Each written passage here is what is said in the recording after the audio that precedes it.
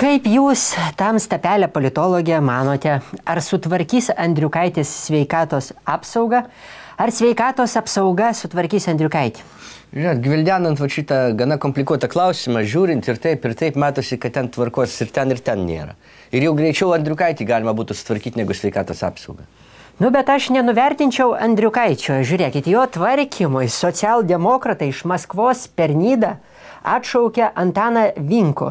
Ir jau geri 4 metai iki socdemų pergalės rinkimuose visi matė, kad Andriukaitį reiks tvarkyti. Racijos, sakyčiau, yra. Tikrai taip. Mediką politiką galėtų sutvarkyti tik tais medikas funkcionierius. Arba, kaip sakydavo mano mylimiausias klasikas su ūsais Paviljonis, su absurdu reikia galvoti tik dar didesnių absurdų.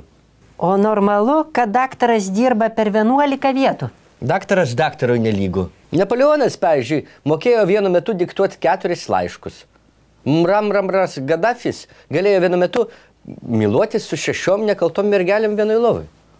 A vat išrašyti tą patį receptą 11 ligonių, tai čia bet koks daktaras gali. Ne nuo to pradėjo Andriukaitis medicinos reformą. O nuo ko reikėjo? O nuo to, kas žmogui aktualiausia. O aktualiausia yra tai, kiek duoti gydytojui. Galėtų vieną vakarą kokį Andriukaitis atsisėsti prie Excelio ir susiskaičiuoti viską normaliai. Gimdymas. Daktarui 800, seseliai 200, anesteziologui 100, cistos pašalinimas daktarui 400, seseliai 50, anesteziologui viską butelis ir taip toliau. Šitą supratau. Supratau jūsų logiką, gerai supratau. Bet matot, šito STT neleidžia nei Andriukaičiui, nei daktarui. Ir blogai, kad neleidžia. Dabar ligonį kankina nerimas. Per mažai duosi, blogai išoperuosi. Per daug duosi, negausi grąžos.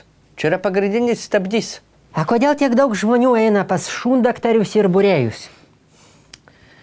Todėl, kad ten viskas žinoma ir aiškios kainos.